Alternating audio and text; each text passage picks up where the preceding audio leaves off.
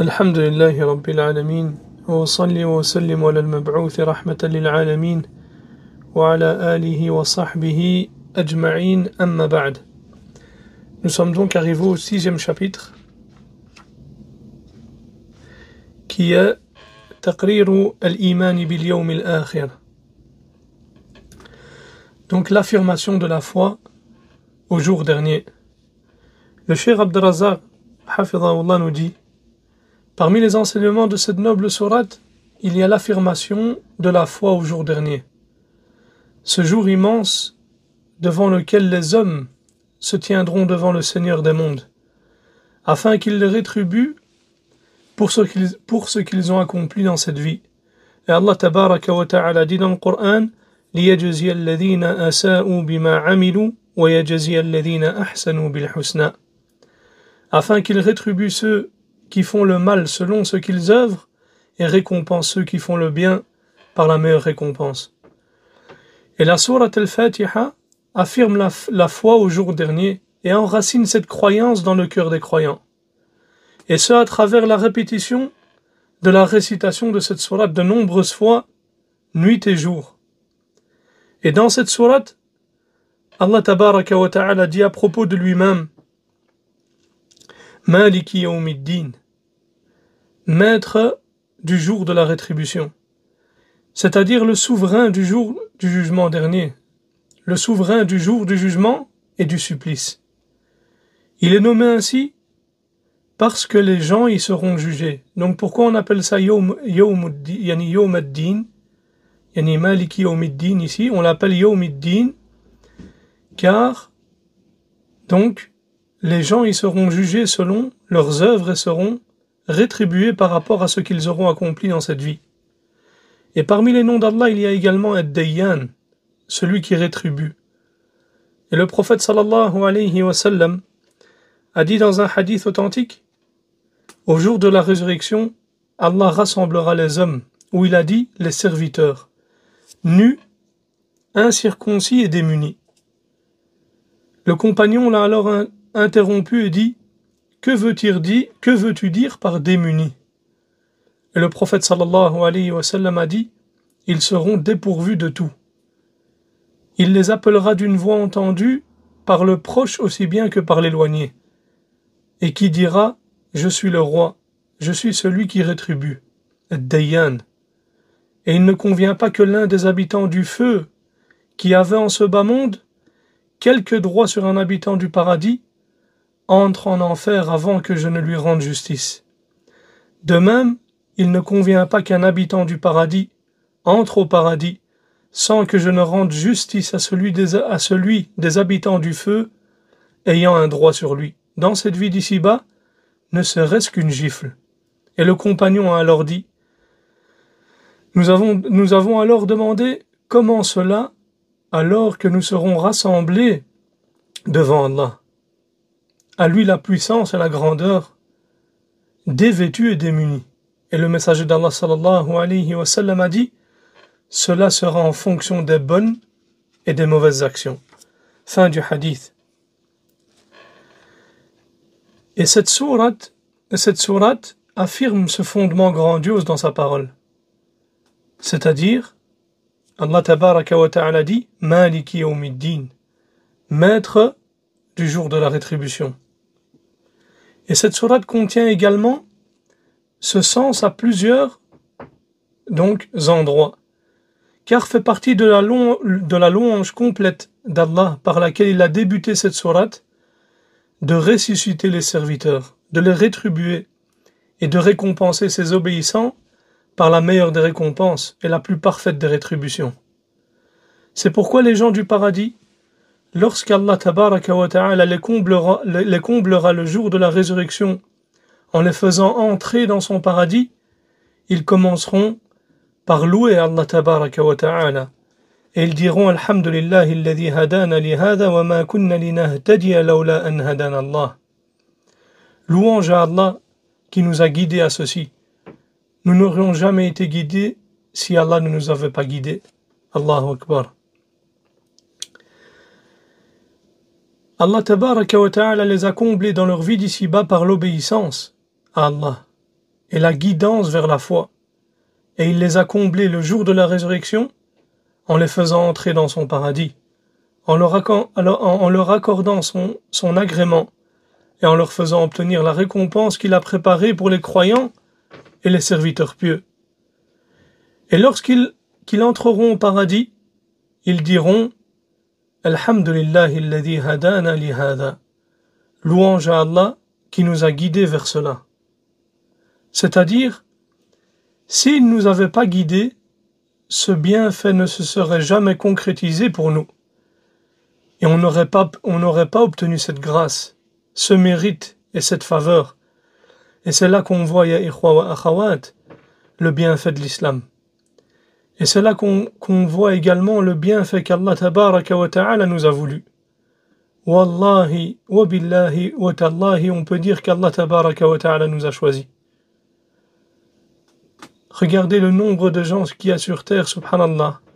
Allah tabaraka wa ta'ala nous a guidés vers l'islam, et dans l'islam, il nous a guidés vers la salafiyya, vers la voie authentique, vers le Coran et la Sunna avec la compréhension des salafs. Et il n'y a de doute que c'est le plus grand des bienfaits. Alhamdulillah alladhi hadana li hadha wa ma kunna linahtadiya lawla an hadana Allah. Et c'est en réalité une pure grâce d'Allah tabaraka wa ta'ala. Et il est celui qui accorde ce bienfait à qui il veut parmi ses serviteurs. De même que sa parole dans la sourate Ma Rabbil Alamin, Seigneur des mondes. Il y a dans ce verset l'affirmation de ce fondement, c'est-à-dire la foi au jour dernier. Car le Seigneur des mondes est celui qui administre et gère l'univers. Et parmi l'ensemble de sa gestion et de sa gérance de cet univers, il y a le fait qu'il a préparé pour ceux qui lui ont obéi une immense récompense, et également un beau retour, ainsi qu'un châtiment sévère pour ceux qui lui désobéissent, ou qui lui ont désobéi. C'est pourquoi Allah tabaraka wa ta'ala a directement enchaîné après cela avec sa parole Ar-Rahman Ar-Rahim, le tout miséricordieux, le très miséricordieux. Car celui qui obéit à Allah obtiendra sa miséricorde et sa récompense, tandis que le désobéissant récoltera la colère d'Allah et son châtiment. Donc on peut dire maintenant que les hommes sont divisés en deux catégories, les obéissants et les désobéissants, et également en deux groupes, un groupe au paradis et un groupe en enfer. Qu'Allah subhanahu wa ta'ala nous préserve de l'enfer. Et aussi, parmi les significations de cette sourate qui indique ce fondement, il y a la parole d'Allah tabaraka wa ta'ala. Donc, il y a la parole d'Allah lorsqu'il décrit la situation des gens de la foi. Allah dit « Iyyaka na'budu wa iyyaka nasta'in » C'est toi seul que nous adorons, et c'est toi seul dont nous implorons secours. Car celui qui médite sur ce verset grandiose et sur la sagesse parfaite d'Allah qu'il contient, il peut concevoir qu'Allah ne met pas au même niveau le serviteur monothéiste et celui soit qui a démenti, c'est-à-dire qui traite de mensonge la révélation, soit se détourne de l'obéissance du Seigneur des mondes. Et c'est pour cela qu'Allah tabaraka wa ta'ala, lorsqu'Allah tabaraka wa ta'ala a mentionné l'enfer dans le noble Coran, il dit tabaraka wa ta'ala La yaslaha illa al-ashqa alladhi kadhaba wa tawalla. Allah tabaraka wa ta'ala dit, traduction du sens rapproché des versets, je vous ai donc averti d'un feu qui flambe, où ne brûlera que le damné, qui dément et tourne le dos. C'est-à-dire, il a démenti les informations rapportées par les messagers, et s'est détourné de l'ordre. Il ne rend donc pas véridiques les informations transmises par les prophètes, et n'applique pas les commandements avec lesquels ils sont venus. Et il n'y a de doute qu'une telle personne ne peut être mise au même niveau que les croyants, les obéissants, et ceux qui recherchent l'aide d'Allah tabaraka wa ta'ala. De même que les trois catégories de personnes évoquées à la fin de la sourate al-Fatiha, où Allah dit Ihdina as-sirata al-mustaqim, sirata alladhina an'amta alayhim, ghayri al-maghdubi alayhim waladdallin. Guide-nous vers le droit chemin, le chemin de ceux que tu as comblés de tes bienfaits, non pas de ceux qui ont encouru ta colère, ni des égarés. Allah tabaraka wa ta'ala a donc mentionné que les gens se divisent en trois catégories. Une catégorie qui est comblée de bienfaits, et ce sont les croyants, ceux qui suivent le chemin d'Allah, qui mène à son agrément et à l'entrée au paradis. Une catégorie qui a encouru la colère d'Allah, ce sont ceux contre lesquels Allah tabaraka wa ta'ala s'est mis en colère, et une catégorie égarée, qui s'est détournée du droit chemin et de la voie droite. Et ces groupes sont-ils rassemblés au jour de la résurrection dans une même demeure? Auront-ils le même sort? Seront-ils traités de la même manière? Jamais par Allah. Jamais wallahi. En vérité, ceux qui ont été comblés de bienfaits recevront le paradis, obtiendront le paradis, ses délices, ainsi que les récompenses d'Allah.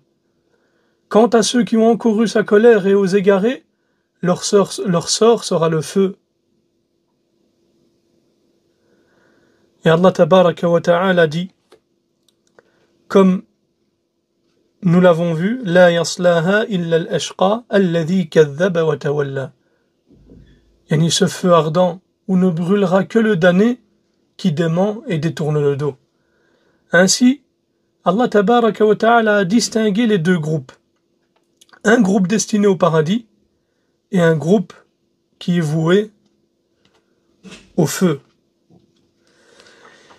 Et le croyant, s'il médite cette noble sourate, il ne cesse chaque jour d'avoir présent à l'esprit la foi au jour dernier. Le jour où il se tiendra devant Allah tabaraka wa ta'ala.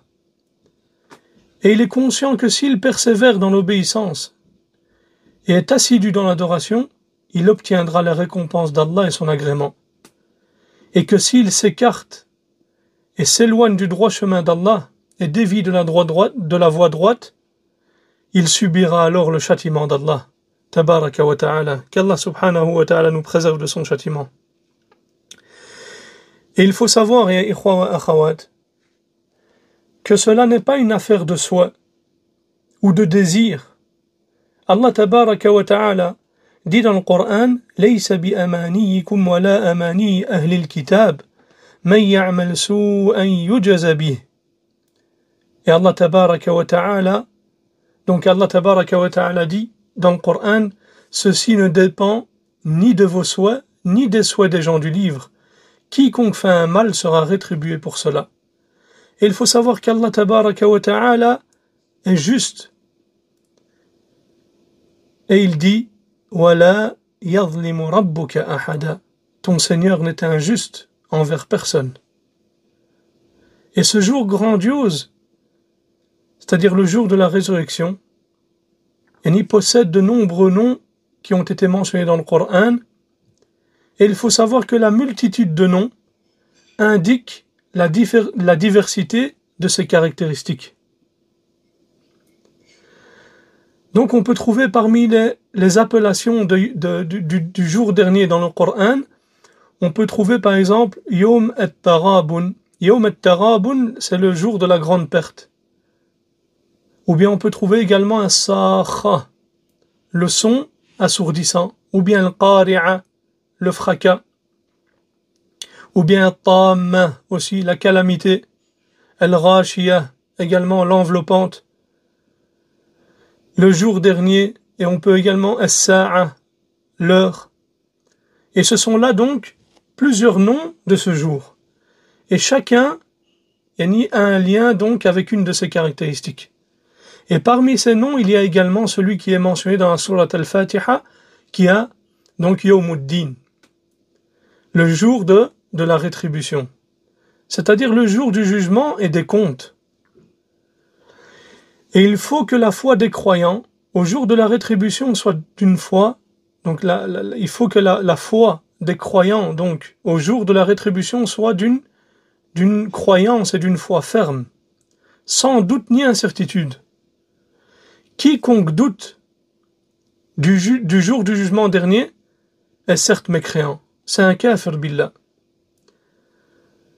Et Allah tabaraka wa ta'ala dit dans le Coran إنما المؤمنون الذين آمنوا بالله ورسوله ثم لم يرتابوا. Les vrais croyants sont seulement ceux qui croient en Allah et en son messager, qui par la suite ne doutent point. C'est-à-dire ils ont la certitude et n'ont aucun doute. Il faut donc avoir une foi certaine, une véracité, une conviction et une croyance qu'il existe un jour dernier, un jour du jugement, un jour de rétribution, et également que le serviteur se tiendra devant Allah tabaraka wa ta'ala. Et plus le croyant avance dans cette vie, plus chaque pas qu'il fait le rapproche du jour dernier et l'éloigne de ce bas monde. Et comme l'a dit le poète, nous nous réjouissons des jours que nous traversons, mais chaque jour passé nous rapproche du terme. C'est-à-dire qu'il nous rapproche de la rencontre d'Allah tabaraka wa ta'ala. Et Ali ibn Abi Talib radiyallahu anhu disait: certes la vie d'ici-bas s'en va et la vie de l'au-delà se rapproche. Et chacune d'elles a des enfants. Alors soyez les enfants de l'au-delà et ne soyez pas les enfants de la vie d'ici-bas. Car aujourd'hui c'est un jour d'acte sans jugement et demain ce sera un jour de jugement sans acte. Et remarque ici la parole de Ali radiyallahu anhu où il dit: et demain ce sera un jour de jugement sans acte. Car demain, c'est-à-dire le jour de la rétribution, le jour du jugement dernier, on ne pourra plus faire d'œuvre. Et ce bas monde est le seul lieu et temps et moment pour accomplir des bonnes œuvres. Réfléchis à la durée de ton séjour dans cette vie d'ici-bas. Comparé à la durée des événements du jour de la résurrection. Médite un peu sur cela, compare les deux par rapport à ce qui a été mentionné dans les textes. Le prophète sallallahu alayhi wa sallam a dit dans le hadith sahih: A'maru ummati ma bayna sittin ila sab'in. La durée de vie de ma communauté se situe entre 60 et 70 ans, 70 ans pour nos frères de France. Et beaucoup de gens ne vivent même pas jusqu'à 60 ans. Certains meurent dans leur jeunesse, tandis que d'autres dépassent les 70 ans, les 70 ans. Mais en général, la durée de vie des membres de cette communauté se situe entre 60 et 70 ans. Et dans cette durée, subhanallah, dans cette durée de vie, sur cette durée de vie, dans cette vie d'ici-bas, il y a celui qui médite, sur ce qu'on va dire, c'est qu'il y a environ 15 ans avant l'âge de la responsabilité religieuse. Yani le at-taklif. Un tiers du reste s'écoule dans le sommeil. Subhanallah, tu dors. Et c'est une période durant laquelle la plume est levée pour le serviteur. Il n'y a pas d'action. Il ne reste alors en réalité qu'environ 30 ou 35 années effectives, d'œuvre, dans l'accomplissement d'œuvres. Pour une personne qui va vivre jusqu'à 60 ou 70 ans, imaginez la personne qui meurt bien avant, subhanallah. La plupart du temps, on le passe à dormir ou autre. Et imaginez la personne qui perd avec cela du temps dans des choses futiles. Qu'est-ce qui lui reste de temps pour faire des œuvres et pour faire des bonnes actions? Mais lorsque les gens seront exposés le jour de la résurrection, avant même que le jugement ne commence, lorsque le soleil va être approché des créatures à une distance d'1 mille, et que les gens seront en sueur en fonction de leurs œuvres, ils devront patienter durant 1 jour dont la durée équivaut à 50 000 ans. Allahu Akbar. Dont la durée équivaut à 50 000 ans. Le prophète sallallahu alayhi wa sallam a dit dans un hadith authentique: les gens seront dans la sueur en fonction de leurs œuvres. Certains auront de la sueur jusqu'aux chevilles, certains jusqu'aux genoux, certains jusqu'à la taille, et d'autres seront submergés par la sueur. Qu'Allah tabaraka wa ta'ala nous préserve. Quelle comparaison peut-on faire entre le court séjour de l'homme dans cette vie et ces 50 000 années debout sur une terre sans construction, sans arbres, sans culture ni rien d'autre? Tous y seront égaux, gouverneurs et gouvernés, petits et grands, hommes et femmes. Debout, ils seront debout pieds nus, nus et incirconcis. Puis ensuite viendra le Seigneur pour juger entre les serviteurs et trancher leurs différends. Et lorsque la durée de leur stationnement s'allongera, les gens iront voir les prophètes pour leur demander d'intercéder auprès d'Allah tabaraka wa ta'ala afin qu'ils commencent le jugement. Ils se rendront d'abord auprès de Adam alayhi salam, mais il déclinera. Puis ils iront auprès de Nuh alayhi salam, qui s'excusera également. Ensuite ils iront auprès de Ibrahim alayhi salam, qui déclinera à son tour. Puis après ils iront auprès de Moussa, puis de Isa, et chacun d'eux s'excuseront, ou chacun d'eux s'excusera, et renverra les gens au prophète suivant. Isa les renverra alors vers Muhammad sallallahu alayhi wa sallam, qui se lèvera, se rendra sous le trône d'Allah tabaraka wa ta'ala, et tombera en prosternation. Il louera alors Allah tabaraka wa ta'ala avec des louanges qu'Allah lui enseignera. Ensuite il sera dit: Ô Muhammad, relève ta tête, demande, on te donnera, intercède, ton intercession sera acceptée. Et c'est cela qu'on appelle Al-Maqam al-Mahmoud, l'endroit loué, au sujet duquel Allah tabaraka wa ta'ala dit dans le Coran: Asa an yab'athaka rabbuka maqaman mahmouda, afin que ton Seigneur te ressuscite en une position de gloire. Et ce rang al-Maqam al-Mahmoud, ya ikhwa wa akhawat, est envié par les premiers et les derniers, les prophètes et les envoyés. Le prophète sallallahu alayhi wa sallam intercédera alors auprès d'Allah tabaraka wa ta'ala afin qu'il commence le jugement des gens. Et c'est à ce moment-là que viendra le Seigneur. Comme Allah tabaraka wa ta'ala dit dans le Coran: وَجَاءَ رَبُّكَ وَالْمَلَكُ صَفًّا صَفًّا وَجِيءَ يَوْمَئِذٍ بِجَهَنَّمَ يَوْمَئِذٍ يَتَذَكَّرُ الْإِنسَانُ وَأَنَّى لَهُ الذِّكْرَى يَقُولُ يَا لَيْتَنِي قَدَّمْتُ لِحَيَاتِي. Et que ton Seigneur viendra ainsi que les anges, rang par rang, et que ce jour-là on amènera l'enfer. Ce jour-là, l'homme se rappellera. Mais à quoi lui servira de se souvenir? Il dira: hélas, que n'ai-je fait du bien pour ma vie future? À ce moment-là, l'homme réalisera que la véritable vie est celle de l'au-delà, tandis que cette vie d'ici-bas n'est qu'éphémère. Et la parole d'Allah tabaraka wa ta'ala: وَجَاءَ رَبُّكَ وَالْمَلَكُ صَفًّا صَفًّا, et que ton Seigneur viendra ainsi que les anges rang par rang, signifie que les anges formeront des rangées successives qui entoureront les créatures. Et le Seigneur viendra pour trancher avec justice et juger avec justice, ce qui témoigne de sa parfaite équité. Et la parole d'Allah tabaraka wa ta'ala: وَجِيءَ يَوْمَئِذٍ بِجَهَنَّمَ, on amènera l'enfer, signifie que l'enfer sera tiré jusqu'au lieu de rassemblement. Comme l'a dit le prophète sallallahu alayhi wa sallam, ce jour-là on amènera la géhenne. Elle est dotée de 70 000 brides, 70 000 brides, et chaque bride est tirée par par 70 000 anges, par 70 000 anges. Et l'enfer viendra, et ils entendront sa fureur et son grondement. Et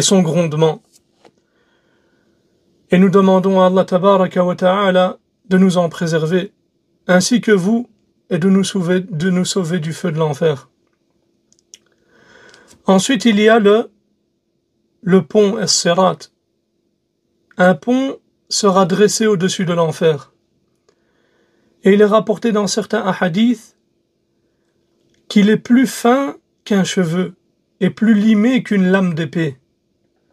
Il sera alors ordonné aux créatures de le traverser. Et elles le feront avec des vitesses différentes en fonction de leurs œuvres. Le prophète sallallahu alayhi wa sallam a dit: le croyant traversera le pont soit en un clin d'œil, soit comme un éclair, soit comme du vent, soit comme celui qui monte sur un cheval rapide. Des passants seront sauvés intégralement, d'autres sauvés mais égratignés, et d'autres renversés en enfer. Et on demande à Allah tabaraka wa ta'ala de faire qu'il fasse que nous soyons parmi ceux qui passent en un clin d'œil. An-Nawawi rahimahullah a dit concernant cela: les propos du prophète sallallahu alayhi wa sallam ici, les uns seront sauvés, etc. Cela signifie qu'il y a 3 groupes. Il y a un groupe qui passera sain et sauf, un autre qui sera égratigné avant d'être tiré et ils seront alors sauvés, et un troisième qui sera renversé et laissé chuter donc dans la géhenne. Qu'Allah tabaraka wa ta'ala nous préserve.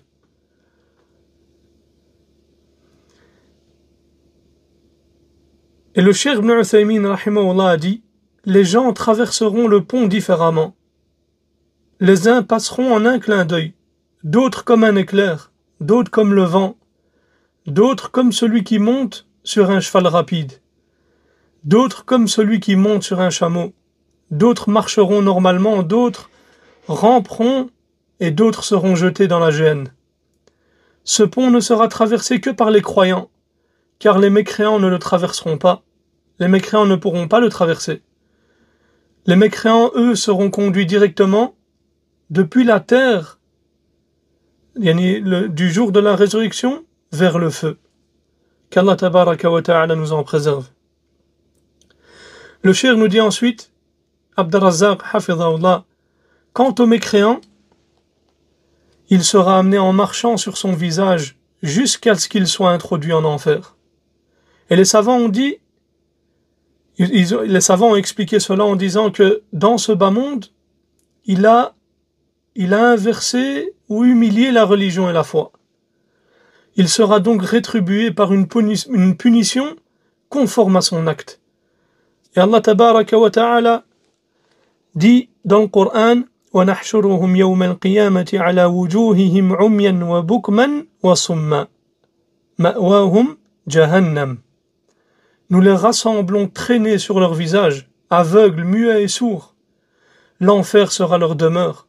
Chaque fois que son feu s'affaiblira, nous leur accroîtrons la flamme ardente. Et Qatada a dit, Anas ibn Malik radiyallahu anhu nous a rapporté qu'un homme a demandé au messager, au prophète d'Allah: comment le mécréant sera-t-il rassemblé en étant sur son visage? Il a répondu sallallahu alayhi wa sallam: n'est-ce pas que celui qui l'a fait marcher sur 2 pieds ici-bas est capable de le faire marcher sur son visage au jour de la résurrection? Qatada a alors dit: bien sûr que si, par la puissance de notre Seigneur.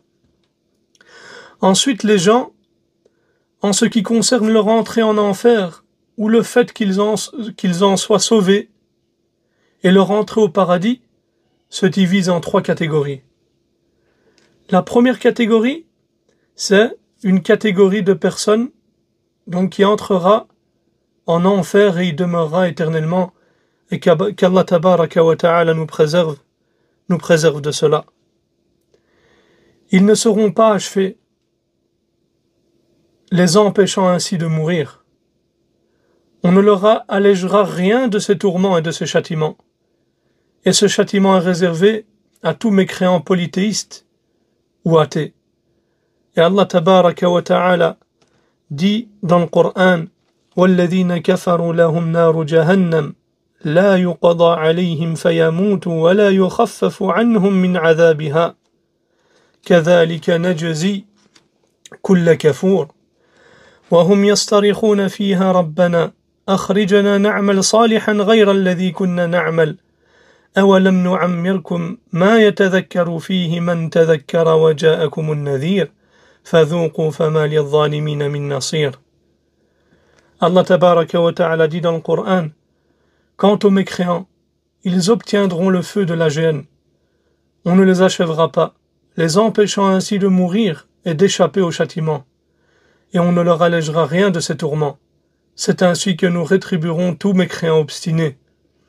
Là ils hurleront: Seigneur, fais-nous en sortir. Nous accomplirons des œuvres pieuses, contrairement à ce que nous faisions auparavant. On leur répondra: Ne vous avons-nous pas accordé une vie suffisamment longue pour réfléchir si vous l'aviez voulu? Un messager n'est-il pas venu vous avertir? Goûtez donc au châtiment, les transgresseurs ne bénéficieront d'aucun secours. Et imaginez-vous, ya ikhwa wa akhawat, seulement une seconde, qui serait capable de patienter éternellement entouré de feu? Si seulement on pouvait patienter dans un endroit dans lequel on nous enferme pendant 2 jours ou 3 jours, est-ce qu'on pourrait patienter? Que dire du fait de patienter éternellement? Que dire d'être enfermé et d'être châtié éternellement, au point où la personne veut être achevée et on lui dira فَذُوقُوا فَلَنْ نَزِيدَكُمْ إِلَّا عَذَابًا, et goûtez car on vous rajoutera seulement du châtiment. Qu'Allah tabaraka wa ta'ala nous préserve de cela. La deuxième catégorie, donc, c'est celle qui entrera au paradis directement, sans jugement ni châtiment. Et on demande à Allah tabaraka wa ta'ala qu'il fasse qu'on soit parmi eux, et de nous compter parmi ceux-ci. Et ce sont ceux qui se conforment, donc modérément, et ceux qui s'empressent d'accomplir les bonnes œuvres. Donc Allah tabaraka wa ta'ala dit dans le Coran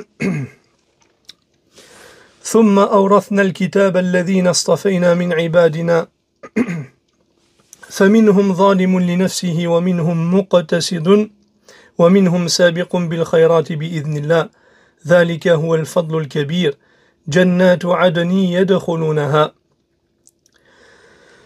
Donc Allah tabaraka wa ta'ala nous dit dans le Coran: nous avons ensuite donné le livre en héritage à nos serviteurs, que nous avons élus. Parmi eux, il en est qui se font tort à eux-mêmes, d'autres qui s'y conforment modérément, et d'autres qui s'empressent d'accomplir de bonnes œuvres par la permission d'Allah.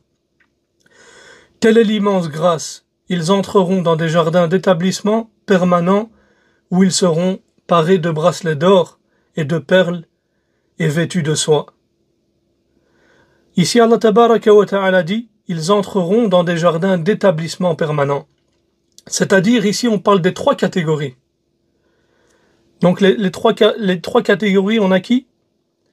On a donc le zalim li nafsi, on a le muqtasid et on a le sabiq bil khayrat. Donc ici Allah azza wa jalla, il dit les 3 catégories, donc ceux qui se font donc tort à eux-mêmes, ceux qui s'y conforment modérément et ceux qui s'empressent d'accomplir de bonnes œuvres entreront dans des jardins d'établissement permanents sans jugement ni châtiment. Et le modéré est le muqtasid, est celui qui accomplit les obligations mais et s'abstient donc d'accomplir les interdits. Quant à celui qui s'empresse d'accomplir les bonnes œuvres, sabiq bil khayrat, c'est celui qui ajoute également les actes recommandés, C'est-à-dire il accomplit les obligations, mais avec cela il fait, donc il accomplit les actes surrogatoires et recommandés. Et il s'éloigne bien également des actes qui sont détestables. Donc les actes qui sont détestables. On ne parle pas ici des actes interdits, des actes détestables. Al-makruhat. Et se concurrencent également dans les œuvres pieuses. Ceux-là entreront au paradis directement. Donc on parle ici d'al-muqtasid, celui qui accomplit les obligations et s'abstient d'accomplir les interdits, et également al-sabiq bil khayrat, c'est donc celui qui s'empresse d'accomplir les bonnes œuvres, et c'est celui qui accomplit les bonnes obligations, celui qui accomplit les obligations et qui s'éloigne des interdits et s'éloigne des actes détestables, mais il accomplit également les actes recommandés et surrogatoires. Et avant de conclure, ya ikhwa wa akhawat, il y a un hadith grandiose ici qui a été rapporté dans ce sujet. Le hadith a été rapporté par Abi Hurayrah radiyallahu anhu, dans lequel il dit أن أعرابيا أتى النبي صلى الله عليه وسلم فقال يا رسول الله دلني على عمل إذا عملته دخلت الجنة قال تعبد الله ولا تشرك به شيئا وتقيم الصلاة وتؤتي الزكاة المفروضة وتصوم رمضان قال والذي نفسي بيده لا أزيد على هذا فلما ولى قال النبي صلى الله عليه وسلم من سره أن ينظر إلى رجل من أهل الجنة فلينظر إلى هذا الله أكبر. Donc le prophète sallallahu alayhi wa sallam a dit من سره أن ينظر إلى رجل من أهل الجنة فلينظر إلى هذا. Donc Abu Huraira rapporte radiyallahu anhu qu'un bédouin est venu demander au prophète sallallahu alayhi wa sallam: Ô messager d'Allah, indique-moi une œuvre dont la pratique me permettra d'entrer au paradis. Et le prophète sallallahu alayhi wa sallam lui a dit: adore Allah sans rien lui associer, accomplis les prières prescrites, acquitte-toi de l'aumône obligatoire et jeûne le mois de Ramadan. Et le bédouin a dit: par celui qui détient mon âme dans sa main, je n'ajouterai rien à cela, ni ne l'en diminuerai de quoi que ce soit. Et lorsqu'il s'en alla, le prophète sallallahu alayhi wa sallam a dit que celui qui souhaite voir un homme du paradis, qu'il regarde cette personne-là. Allahu Akbar. Alors que cet homme a dit quoi? Il a juré par Allah. Il a dit: je n'ajouterai rien à cela, ni ne l'en diminuerai de quoi que ce soit. Et le prophète sallallahu alayhi wa sallam a dit: celui qui souhaite voir un homme des gens du paradis, qu'il regarde cette personne-là.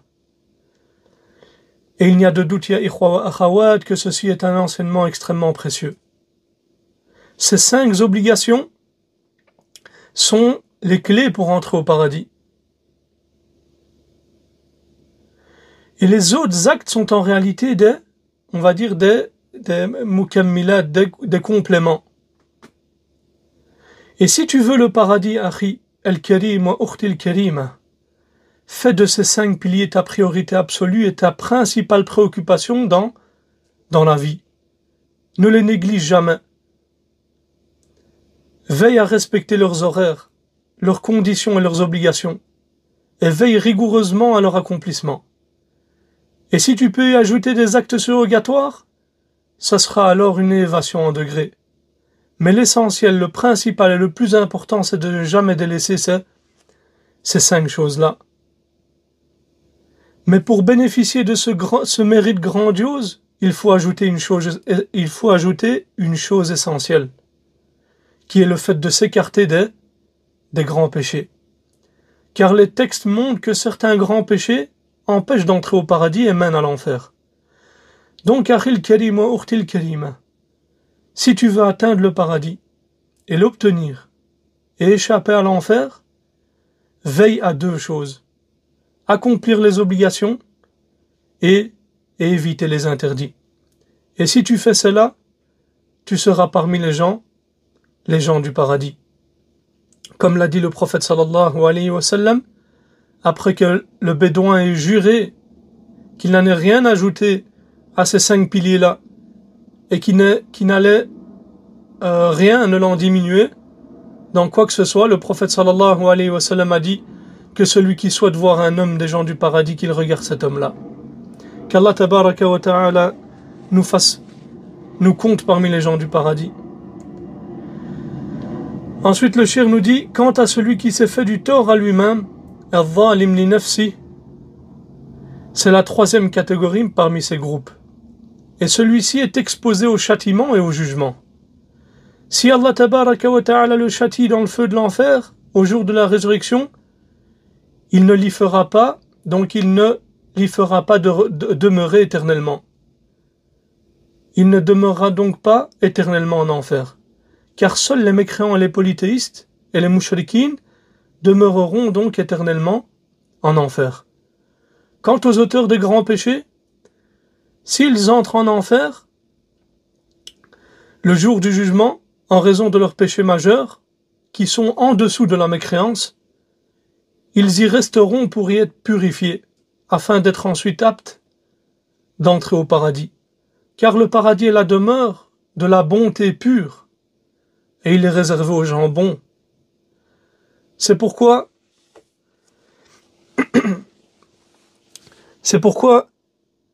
les anges diront aux gens du paradis lorsqu'ils rentreront au paradis, Tibtum fadkhuluha khalidin. Ils diront donc, vous voilà préservés de tout mal, puisque vous avez été bons, entrez au paradis pour y demeurer éternellement. Qu'Allah subhanahu wa ta'ala nous compte parmi les gens du paradis. Et si le serviteur a en lui de la pureté et de l'impureté, alors cette impureté devra être purifiée avant son entrée au paradis. Ensuite, son entrée au paradis aura lieu après la purification. C'est pour cela que l'entrée en enfer des désobéissants monothéistes a en réalité pour but la purification et l'épuration, tandis que celle des mécréants est un châtiment éternel et un supplice sans fin. Donc voici les catégories des gens le jour de la résurrection. هذا وصلى الله على